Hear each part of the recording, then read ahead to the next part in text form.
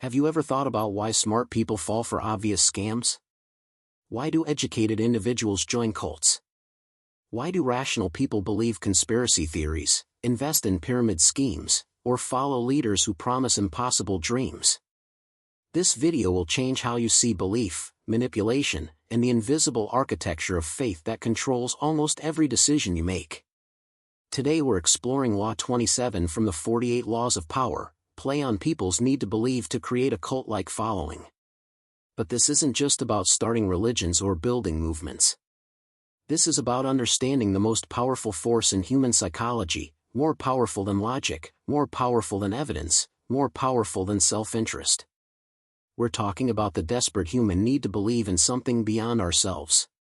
Let me tell you a story that will reveal everything. In the early 1930s, a woman named Hazel Champion was dying of stomach cancer. The doctors had given up. Her family had made peace with her imminent death. Then she heard about a healer in Los Angeles named Brother 12. He claimed to have discovered ancient wisdom that could cure any disease, transform consciousness, and usher humanity into a new golden age. Hazel traveled to his compound on an island off the coast of British Columbia. Within weeks, she claimed to be cured. She gave Brother 12 everything she owned. Her life savings, her property, her complete devotion. Brother 12's real name was Edward Wilson. He was a former sea captain with no medical training, no spiritual credentials, and a long history of fraud. His cure consisted of meditation, vegetable diets, and absolute faith in his teachings. Hazel Champion's cancer didn't disappear. She died 6 months later. But in those final months, she was happier than she had been in years. She died believing she had found truth, meaning, and salvation. Was Brother 12 evil for giving her false hope? Or did he give her something more valuable than a few extra months of life? He gave her belief. He gave her meaning. He gave her a story in which her suffering had purpose. This is the uncomfortable foundation of Law 27. Sometimes the lie serves a deeper truth about human needs than reality ever could. Now, before you judge this as pure manipulation, let me take you back 300,000 years to understand why we're built this way. Our ancestors lived in a world of terrifying uncertainty. They didn't understand why the seasons changed, why diseases struck, why some hunts succeeded and others failed. This uncertainty was psychologically unbearable. The human mind cannot function in pure chaos. It needs patterns, explanations, meaning. So we evolved something unique among all species. We evolved the ability to believe in things we cannot see, cannot prove, cannot verify. We created gods to explain thunder. We invented spirits to make sense of death. We constructed elaborate cosmologies to give our suffering purpose. This wasn't stupidity. This was survival. The tribes that could create shared beliefs, that could maintain faith in invisible forces, these tribes cooperated better, fought harder, survived longer. Belief became an evolutionary advantage. Your brain right now, at this very moment, contains neural architecture specifically designed to believe. Not to think critically. Not to analyze evidence. To believe. There are regions in your prefrontal cortex that light up when you encounter information that confirms your beliefs, releasing dopamine, creating pleasure. The same regions remain dark or even show pain responses when you encounter contradicting evidence. Neurologically, belief feels good. Doubt feels bad. We're literally wired to prefer comfortable lies over uncomfortable truths. This is why Law 27 is so devastatingly effective.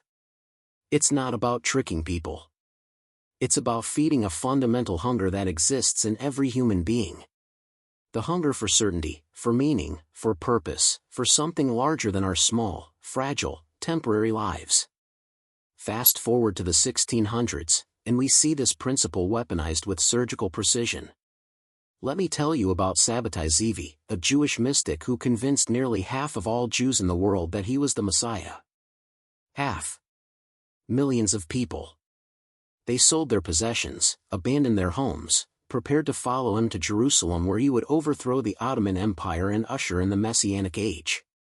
What made Sabbatai Zevi so effective? he understood something profound. People don't believe in leaders who are perfect. They believe in leaders who make them feel special. Sabbatai didn't just promise salvation. He gave each follower a role in the cosmic drama. The cobbler wasn't just a cobbler anymore. He was a chosen warrior in the final battle between good and evil. The merchant wasn't just selling goods. He was gathering resources for the kingdom of God. Sabbatai transformed mundane lives into epic narratives. When the Ottoman Sultan gave Sabbatai a choice between conversion to Islam or death, he converted. This should have destroyed his movement instantly. Instead, his closest followers rationalized it. They created elaborate theories about how his conversion was actually part of the divine plan, a necessary descent into darkness before the final redemption. They needed to believe so badly that they twisted reality itself to preserve their faith. This pattern repeats throughout history with such consistency that it reveals a fundamental law of human nature. Once people invest their identity in a belief, contradicting evidence doesn't destroy the belief. It strengthens it. Psychologists call this cognitive dissonance. When reality conflicts with belief, the mind doesn't change the belief. It changes the perception of reality. Let me show you how this operates in the modern world, because if you think this is just about historical cults and religious movements, you're missing how this law governs everything from marketing to politics to social media to the company you work for right now. Consider Apple. Not the technology company, but the belief system that is Apple. People don't just buy Apple products because they're superior. Often they're not. They're frequently more expensive and less customizable than alternatives. People buy Apple because they believe in what Apple represents. Innovation. Creativity. Thinking different. Belonging to an elite tribe of people who appreciate quality and design. Steve Jobs understood Law 27 better than almost any business leader in history. He didn't sell computers. He sold belief. Every product launch was structured like a religious revival. Jobs appeared on stage in his iconic uniform, a modern prophet delivering revelations. The audience didn't just clap, they worshipped. They waited in lines for days to be among the first believers. They paid premium prices not for features but for membership in the faith. When Apple products had defects, and they did, antenna problems, battery issues, software bugs, the true believers didn't abandon the faith. They rationalized. They attacked critics. They insisted that any problems were either exaggerated or actually features misunderstood by the uninitiated. This is identical to the followers of Sabbatai Zevi rationalizing his conversion. The belief had become part of their identity. Abandoning it would mean admitting they'd been wrong, that they'd wasted money and devotion on something ordinary. The psychological cost of that admission was too high. This is the genius of Law 27. Once you make people believe, once you tie their identity to your cause or product or ideology, they become self-reinforcing. They don't need you to defend your positions anymore. They do it themselves. They don't need you to recruit new members. They evangelize voluntarily. They've outsourced the work of maintaining the belief to the believers themselves. Now watch how this principle operates in politics, because this is where Law 27 becomes genuinely dangerous. Every successful political movement in history has operated on the same foundation: create a narrative that makes followers feel special, chosen, part of an elect group that understands truth while others remain blind. Think about how political leaders on both sides of any divide talk to their followers. They don't just argue policy. They create cosmic narratives. We are the resistance against tyranny. We are the defenders of true values. We are the ones who see through the lies while the masses remain asleep. This language isn't accidental. It's the precise application of Law 27. Every follower becomes a hero in an epic story of good versus evil. The most powerful version of this makes the follower feel like they have secret knowledge. This is why conspiracy theories are so addictive. It's not really about the content of the conspiracy. It's about how it makes the believer feel. You're not just a random person struggling through life. You're one of the awakened ones. You see patterns others miss. You understand truths the mainstream conceals. Your life has meaning because you possess knowledge that makes you special. Social media has taken this dynamic and amplified it to an almost unimaginable degree. Every platform is designed to create belief bubbles, echo chambers where your existing beliefs are constantly reinforced and contradicting information is filtered out. The algorithm doesn't show you reality. It shows you a version of reality engineered to make you believe more strongly in whatever you already believe. This isn't a bug. It's the core business model. The platforms have discovered that belief drives engagement, and engagement drives profit.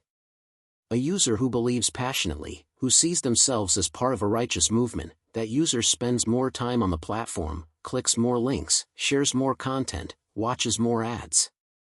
Doubt is bad for business. Certainty is profitable. So the entire infrastructure of modern information distribution is optimized to create and strengthen belief, regardless of whether that belief has any connection to truth. Let me show you the mechanics of how this works, because understanding the technique is essential to both using it and defending against it. There are 5 elements that every successful application of Law 27 includes. Miss even one and the belief system weakens. Include all 5 and you create something nearly unbreakable. Element 1 is the grand promise. This is the impossible dream that addresses people's deepest yearnings. Eternal life. Perfect health. Unlimited wealth. True love. Social justice. National greatness. The promise must be big enough to justify sacrifice, vague enough to be unfalsifiable, and emotional enough to bypass critical thinking. Brother 12 promised spiritual transformation and physical healing. Steve Jobs promised that Apple products would unleash your creativity and change the world. Political leaders promised to restore a golden age or create a utopian future. The specific content matters less than the emotional resonance. Element 2 is the enemy. Belief systems need opposition. They need someone or something to blame for why the promise hasn't been achieved yet. This serves multiple purposes. It explains delays and failures without discrediting the core promise. It creates in-group cohesion through shared opposition. It gives followers someone to fight against, which makes them feel purposeful and powerful. For cults, the enemy is often mainstream society or scientific skepticism. For companies, it's competitors or outdated thinking. For political movements, it's other political groups or shadowy elites. The enemy must be powerful enough to justify continued struggle but not so overwhelming that victory seems impossible. Element 3 is the community. Humans are social creatures. We define ourselves through our relationships and group memberships. A belief system that offers community is infinitely more powerful than one that offers only individual benefit. This is why religions have congregations, why Apple has its devoted customer base, why political movements organize rallies and meetings. The community serves as social proof, reinforcing belief through collective validation.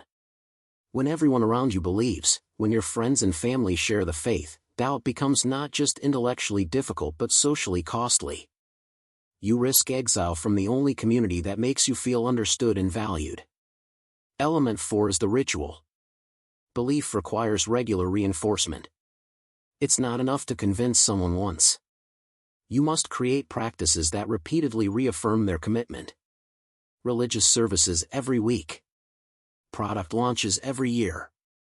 Political rallies and campaigns. Social media engagement every day. These rituals serve multiple functions. They create routine and habit. They provide regular dopamine hits of belonging and purpose. They incrementally deepen commitment through repeated small acts of faith. Each ritual is a test that, when passed, makes the believer more invested in the belief system. Element 5 is the hierarchy of enlightenment. This is subtle but crucial. The belief system must suggest that there are deeper levels of understanding available to those who commit more fully. This creates perpetual aspiration. You're never fully arrived, never completely enlightened, never entirely understand the depths of the truth. There's always another level, another secret, another degree of commitment that will bring you closer to full understanding. This keeps believers engaged indefinitely, always striving, always feeling like they're on a journey rather than having reached a destination. When you combine these 5 elements, you create something psychologically irresistible. The grand promise gives hope. The enemy gives purpose. The community gives belonging. The ritual gives structure. The hierarchy gives aspiration. Together, they create a closed loop of reinforcement that becomes progressively harder to escape the longer someone remains within it. Now here's where this gets truly dark, and I need you to pay very close attention because this is the aspect of Law 27 that most people completely miss. The most effective belief systems aren't built on obvious lies. They're built on partial truths, on real human needs, on legitimate grievances. The manipulation isn't in the foundation. It's in the superstructure built on top of that foundation. Let me give you a concrete example. Multi-level marketing companies, often called pyramid schemes, are masterful applications of Law 27. They start with something real. Many people do feel unfulfilled in traditional jobs. Many people do want financial independence. Many people do have entrepreneurial aspirations. These are legitimate needs and desires. The MLM acknowledges them, validates them, and promises a solution. Then comes the belief system. You're not just selling products, you're building a business, you're creating your own future, you're joining a community of empowered individuals who refuse to settle for ordinary lives. The company provides the grand promise, financial freedom and personal growth. It provides the enemy, traditional employment and conventional thinking that keeps people trapped. It provides community through uplines, downlines, and team meetings. It provides ritual through daily affirmations, weekly training sessions, and annual conventions. And it provides hierarchy through the ranking system, always another level to achieve, another title to earn, another degree of success to inspire continued effort. The devastation happens because the belief becomes more important than the results. People lose money year after year, but they don't quit because quitting would mean admitting the belief was false. They've told their family and friends about their business. They've attended the rallies. They've bought the products. They've invested not just money but identity. The sunk cost isn't just financial, it's psychological. So they rationalize the losses, blame themselves for not working hard enough, and double down on their commitment to the belief. This pattern is everywhere once you learn to see it. Fitness cults that promise transformation while delivering injury and eating disorders. Self-help gurus who promise enlightenment while extracting savings and devotion. Investment schemes that promise wealth while delivering losses. Toxic workplaces that promise purpose and family while demanding endless sacrifice. The structure is always the same: identify a real need, promise to fulfill it, create a belief system that makes fulfillment contingent on faith and commitment, and then ensure that failure strengthens rather than weakens belief by making the believer blame themselves rather than the system. The truly sophisticated operators of Law 27 understand something even deeper. They understand that the most loyal believers are often those who have sacrificed the most. This seems counterintuitive. You'd think that people who sacrifice greatly would demand greater returns and become disillusioned faster when those returns don't materialize. The opposite is true. Psychologically, we justify our sacrifices by inflating the value of what we sacrificed for. If I spent $10,000 on a seminar, I need to believe that seminar was valuable or else I'm a fool who wasted $10,000. If I spent 5 years devoted to a cause, I need to believe that cause was worthy or else I wasted 5 irreplaceable years of my life. The greater the sacrifice, the greater the psychological need to believe it was justified. This is why hazing works.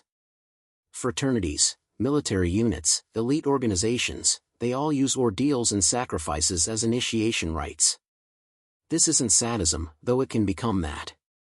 It's practical application of Law 27.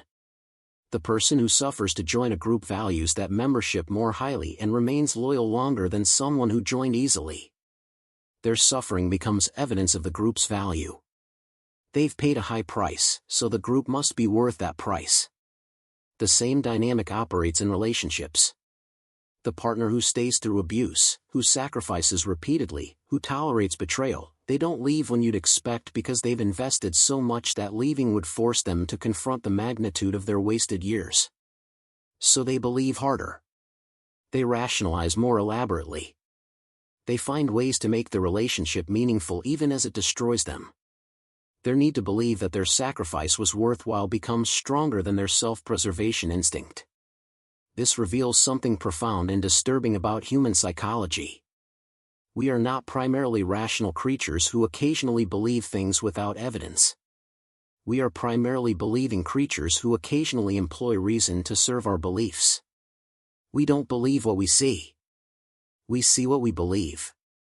And once we've invested heavily in a belief, we'll go to extraordinary lengths to preserve it, including sacrificing our health, our wealth, our relationships, even our lives. Now let's talk about how Law 27 operates in the realm of nationalism and identity, because this is perhaps its most powerful and dangerous application. Nations are belief systems. They have to be.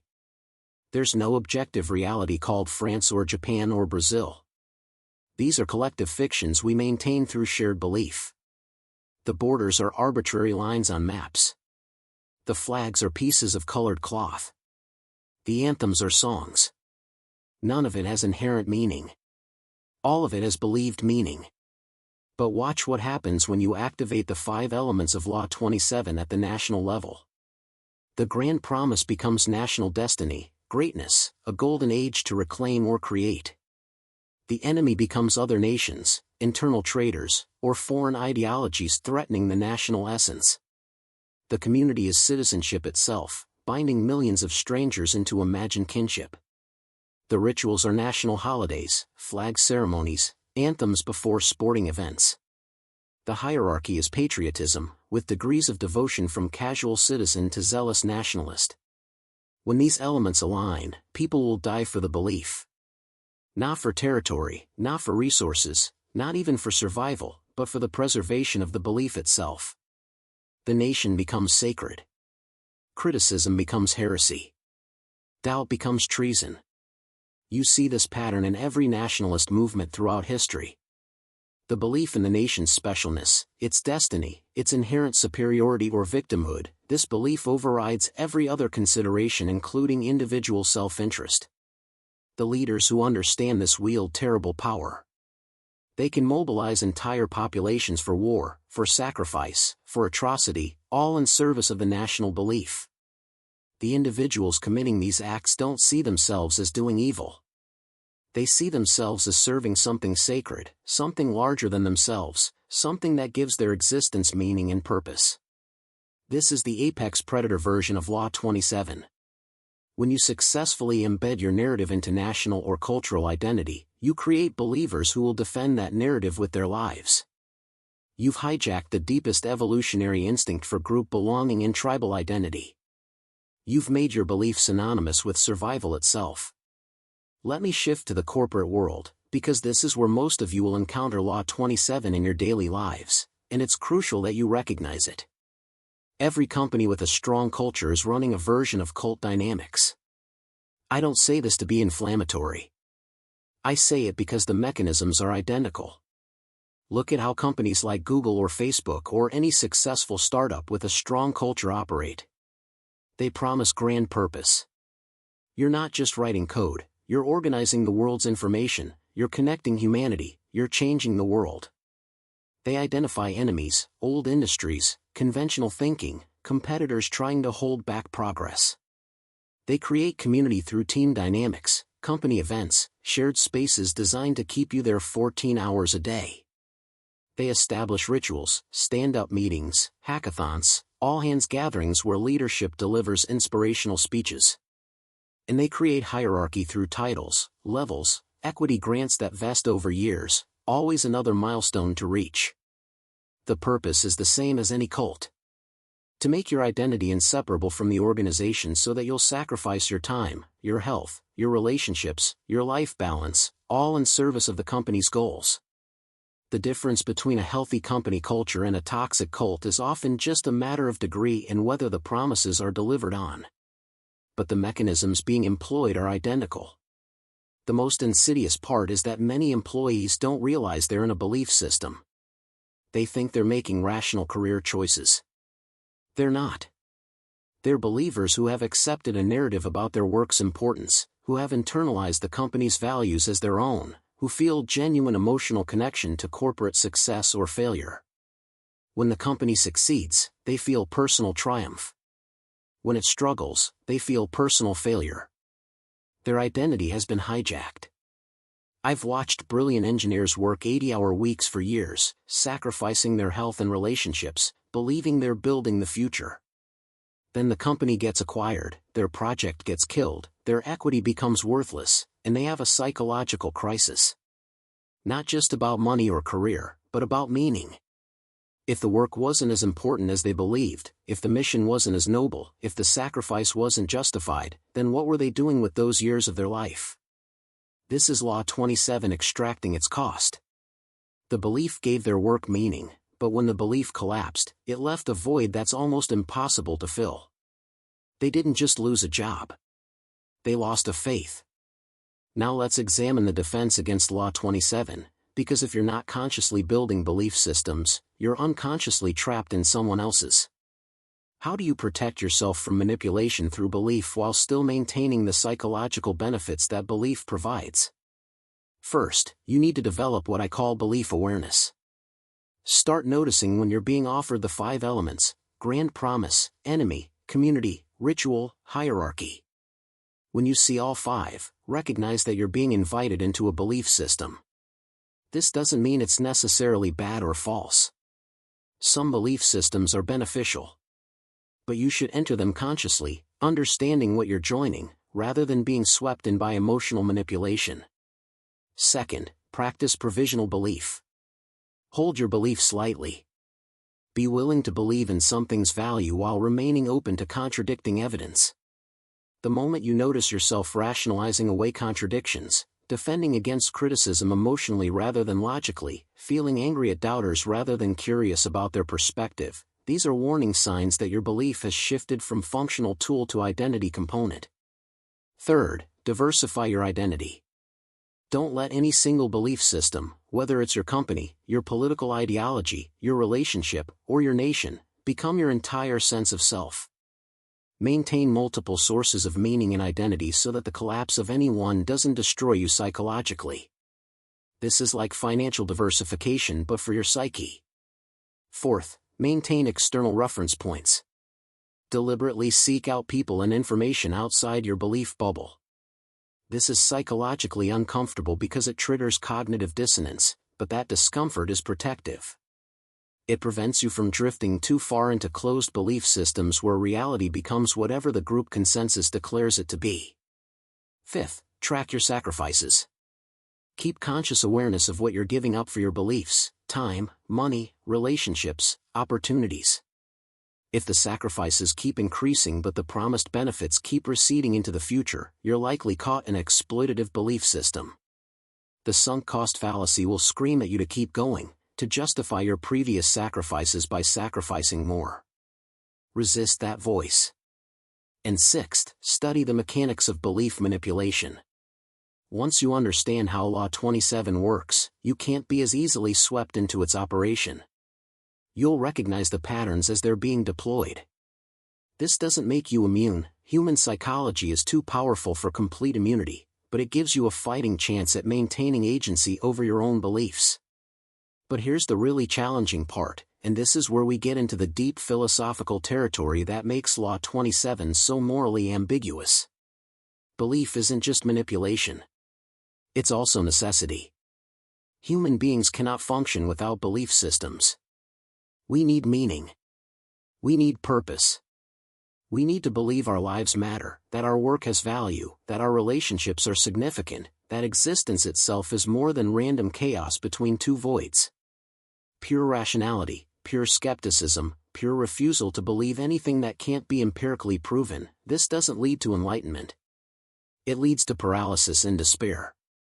We need stories. We need myths. We need beliefs that make existence bearable and give direction to our efforts. The question isn't whether to believe but what to believe and how to believe without being exploited by those who understand Law 27 better than you do. This creates a genuine dilemma. If you build a movement, a company, a community, anything that requires coordinated effort from multiple people, you need shared belief. You need people to believe in the mission, in the purpose, in the value of what you're building together. Are you manipulating them? Or are you providing the necessary psychological infrastructure for human cooperation? Consider a startup founder. She needs engineers, designers, salespeople to join her company. She can't pay market salaries yet. She can't guarantee success. What she has is a vision, a belief that this product will change the world, will solve important problems, will create something valuable. She shares that belief with potential hires. Some join. They work long hours for below-market pay because they believe in the mission. If the company succeeds, she's a visionary leader who attracted talented people to an important cause. If it fails, she's a manipulator who exploited people's need to believe for her own benefit. But her actions were identical in both scenarios. The only difference is outcome, which she couldn't guarantee in advance. This is the moral complexity at the heart of Law 27. Using belief to mobilize people is neither inherently good nor inherently evil. It's neutral, a tool that can serve any purpose. The ethics depend on three factors. Is the belief holder sincere or cynical? Are the promised benefits genuinely pursued or merely dangled? Is the ultimate outcome beneficial or harmful to the believers? But here's what makes this even more complicated. Sometimes cynical belief creation produces positive outcomes. Sometimes sincere belief leads to disaster. Sometimes lies serve better than truths. Sometimes truth serves worse than lies. Remember Hazel Champion, dying of cancer, who gave everything to Brother 12. He was a fraud. His cures were nonsense. But she died happy, believing she had found meaning in truth. Without him, she would have died in despair. Was his lie mercy or exploitation? Both? Neither? The answer isn't clear because reality is messier than our moral categories. Or consider soldiers going to war. Many wars are fought for cynical reasons by leaders who don't believe their own propaganda. But the soldiers need to believe their cause is just, their sacrifice meaningful, their nation worth dying for. If they saw war as meaningless slaughter for political and economic interests, they couldn't function. The belief, even if false, is psychologically necessary for them to endure the horror. Is maintaining that belief compassionate or cruel? These aren't hypothetical questions. They're the real moral territory that Law 27 forces us to navigate. And there are no easy answers. What I can tell you is that the people who wield this law most effectively rarely agonize over these questions. They understand that humans need to believe, they provide something to believe in, and they reap the benefits of having created devoted followers. The really sophisticated operators internalize their own mythology. They don't consciously manipulate. They genuinely believe in their mission, and that genuine belief makes them more effective at creating believers. Steve Jobs really believed Apple products were revolutionary. That's part of what made him so effective at building the cult of Apple. His sincerity was contagious. This is perhaps the most advanced application of Law 27. Don't fake belief. Actually believe. Let your conviction convince others. Be the first and most devoted member of the cult you're creating. This isn't hypocrisy. It's alignment. When your internal state matches your external message, people sense it. They trust it. They join it. But this creates a different danger. If you make yourself believe your own mythology, how do you maintain the flexibility to change when circumstances demand it? How do you avoid becoming trapped by your own belief system? The greatest leaders seem to live in a paradox. They believe absolutely while maintaining the ability to pivot completely. They hold convictions passionately while remaining pragmatic about implementation. They inspire faith while thinking strategically. This is the master level of Law 27. Not just creating believers but being able to navigate between belief and strategy, between conviction and adaptation, between leading a movement and maintaining clarity about reality. Very few people can do this. Most either become cynical manipulators who believe nothing, or true believers who lose the ability to think strategically. The rare individual who can be both, who can maintain genuine conviction while thinking clearly about how to deploy that conviction effectively, that person wields incredible power. Let me take you to the darkest implication of Law 27, the place where this law reveals something disturbing about human civilization itself. Every major institution in human history, every religion, every nation, every social movement, every corporation, every ideology, all of them are built on the strategic deployment of belief. None of them could exist without convincing people to believe in something beyond immediate, tangible self-interest. This means that civilization itself is a belief system. Law, money, human rights, justice, progress, all of these are collective fictions that work only because we believe in them. There's no objective reality to money. It's paper and digital numbers that have value only because we believe they do. There's no natural law of human rights. We made them up, and they protect us only because enough people believe they should. What this suggests is that Law 27 isn't an exploitation of human psychology. It's the foundation of human cooperation. We're not just vulnerable to belief manipulation. We're dependent on it. Without shared beliefs, there's no society, no coordination, no progress beyond what individuals can achieve in isolation. So when someone uses Law 27 to build a following, to create a movement, to inspire action, they're not doing something abnormal. They're doing the most normal, most human thing possible. They're creating shared belief as a foundation for collective action. Whether that makes them evil or visionary depends entirely on what they do with the power that belief creates. This is the final, uncomfortable truth. You cannot opt out of Law 27. You're already part of multiple belief systems.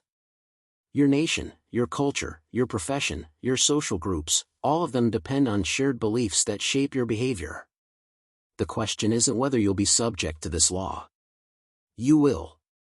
The question is whether you'll be aware of it, whether you'll consciously choose which beliefs to adopt, and whether you'll use the principle to build something worthwhile or simply let yourself be used by others who understand it better. So here's what I want you to do. Right now, pause and think about what you believe. Not what you think. What you believe. What convictions do you hold that shape your decisions, that you defend emotionally rather than logically, that have become part of your identity? Your career path, your political ideology, your relationship to money, your vision of success, your understanding of your purpose. For each belief, ask yourself, who benefits from me believing this? What am I sacrificing for this belief?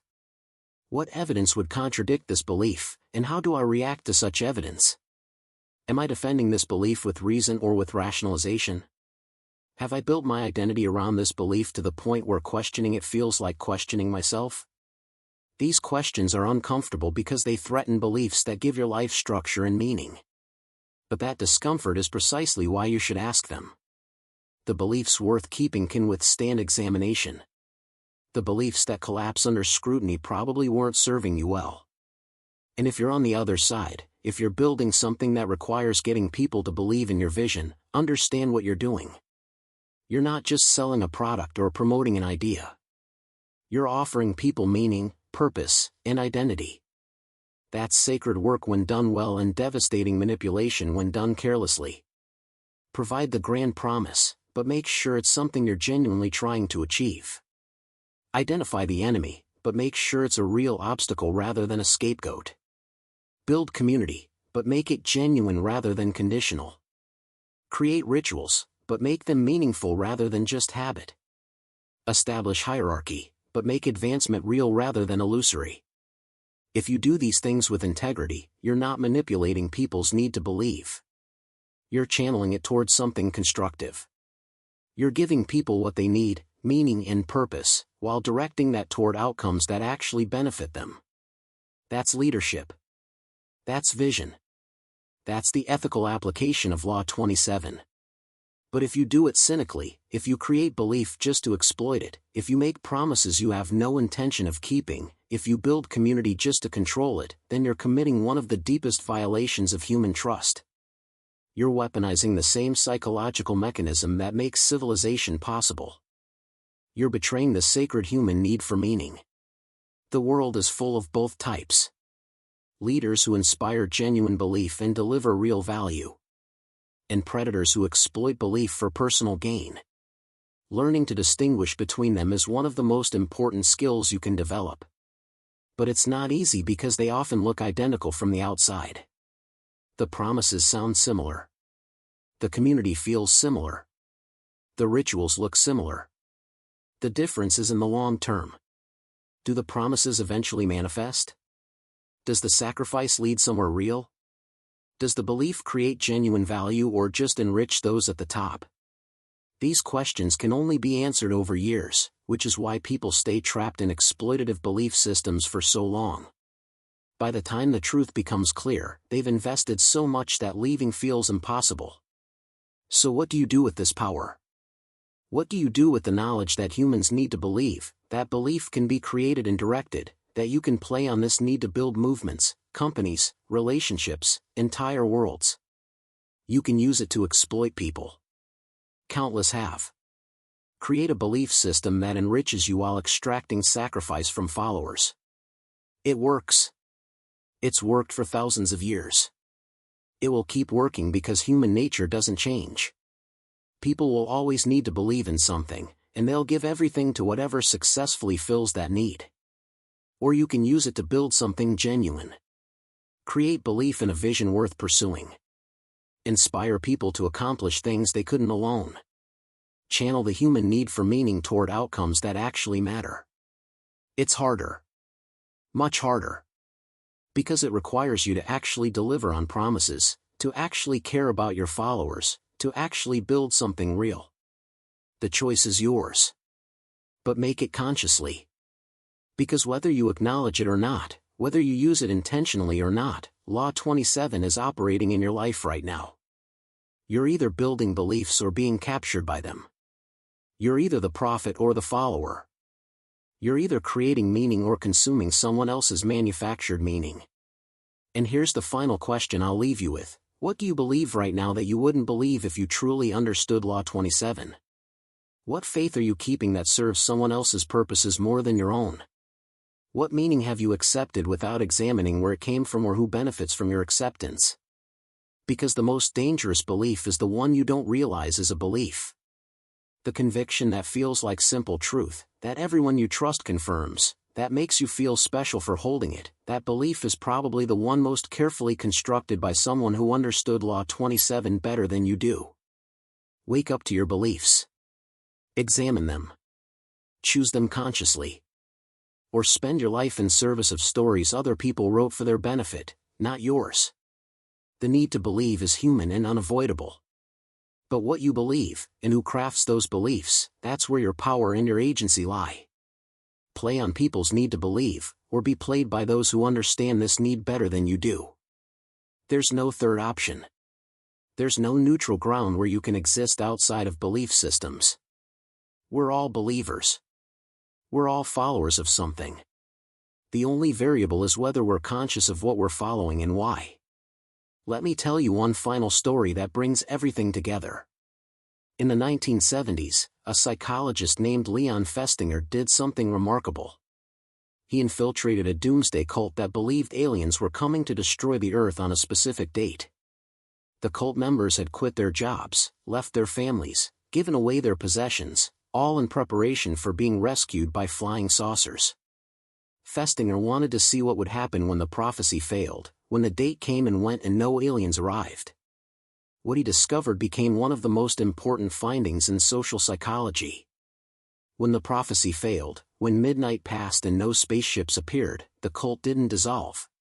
Instead, the members became more convinced, more committed, more evangelical. They reinterpreted the non-event. Their faith had been so strong that God had spared the Earth. Their devotion had literally saved humanity. Within hours, they were recruiting new members more aggressively than ever before. This is the final truth about Law 27. Belief is self-reinforcing to the point of being nearly indestructible. Once established, it finds ways to survive any evidence, any contradiction, any reality. The human mind is not designed to change beliefs in response to evidence. It's designed to reinterpret evidence to preserve beliefs. This is not a bug in our psychology. It's a feature. It's what allowed our ancestors to maintain faith in their tribes, their leaders, their strategies even when immediate circumstances suggested doubt. But in the modern world, this feature becomes a vulnerability. We're surrounded by people and institutions that understand this vulnerability and exploit it systematically. Your attention, your money, your time, your vote, your identity, all of it is being competed for by sophisticated operators of Law 27. They're building belief systems designed to capture you, and those systems are more refined, more tested, more effective than anything that existed in human history. The advertising you see has been A/B tested on millions of people to identify exactly which emotional appeals, which narratives, which promises most effectively convert viewers into believers and then buyers. The political messages you encounter have been crafted by experts in mass psychology who understand how to activate tribal identity and override rational analysis. The social media feeds you scroll through are curated by algorithms that have learned, through processing billions of behavior patterns, exactly how to keep you engaged by feeding you content that reinforces your existing beliefs and makes you feel special for holding them. You are being farmed.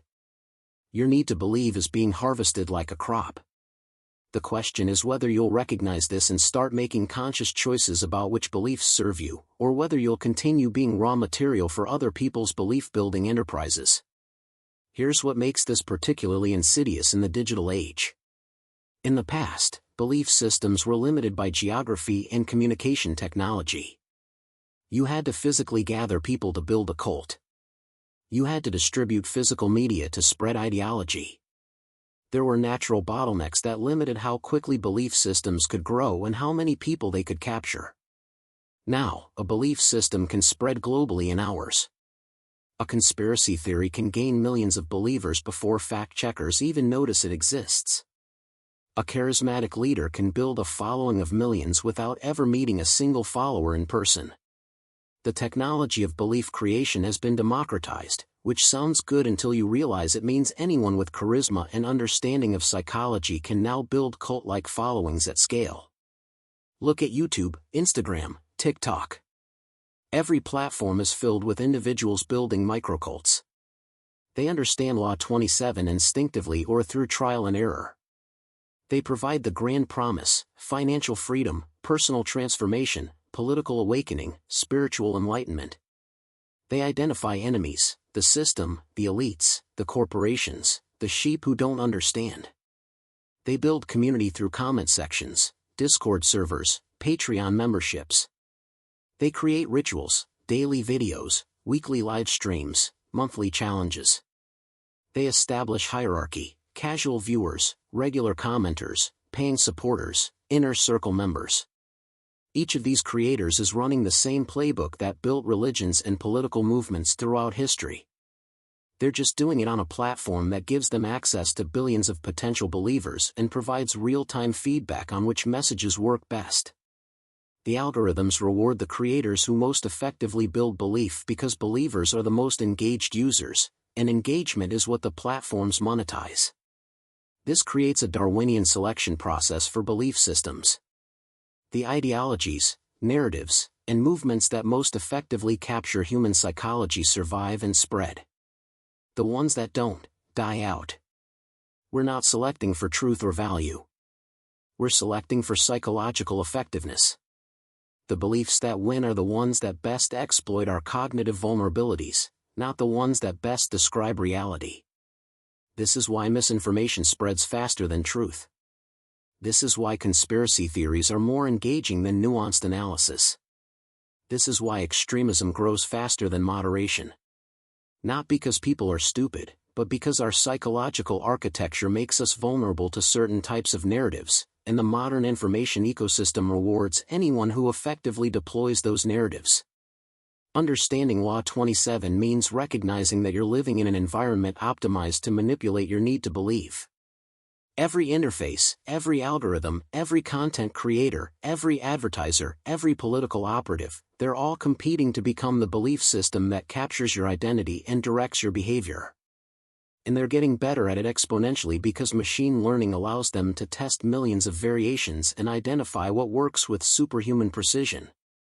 So what's the solution?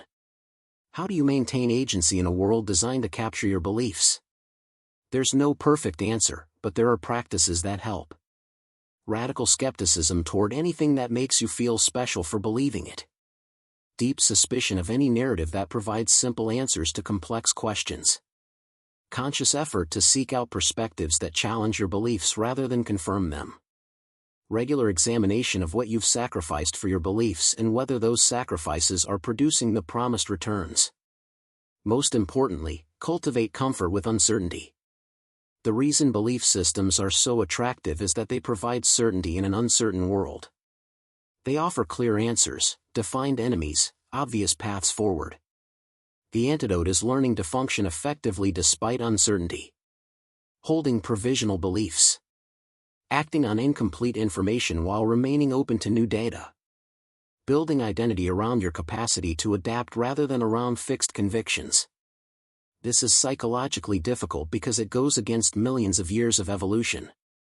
Our ancestors who couldn't commit to beliefs, who remained perpetually uncertain, who couldn't act decisively based on faith, they didn't survive as well as the true believers.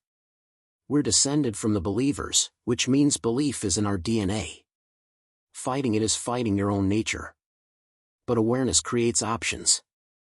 You can't completely escape your need to believe, but you can become conscious of it. You can notice when it's being activated. You can choose which beliefs to invest in rather than letting yourself be captured by whichever belief system markets itself most effectively to your particular psychological profile. And if you're building something, if you're trying to create change or build a company or lead a movement, understand that you're inevitably going to engage with Law 27. You can't mobilize people without helping them believe in something. The question is whether you'll do it with integrity or exploitation. Whether you'll use people's need to believe to genuinely serve them or simply to extract value from them. The ethical path is narrow. Promise only what you genuinely intend to pursue. Build community that actually supports members rather than just channeling their energy toward your goals. Create rituals that provide real value rather than just reinforcing dependence. Establish hierarchy based on contribution rather than just compliance. Most importantly, remain accountable to your followers rather than treating them as resources to be harvested. This is harder than exploitation. Much harder. Because it requires you to actually care about the believers you create, to actually deliver on the meaning and purpose you promise, to actually build something real rather than just a mechanism for extracting time, money, and devotion. But it's the only way to use Law 27 without destroying both your followers and ultimately yourself. Because here's the final trap that most people miss. When you build belief systems cynically, when you manipulate people's need for meaning just to benefit yourself, you don't just harm them. You harm yourself.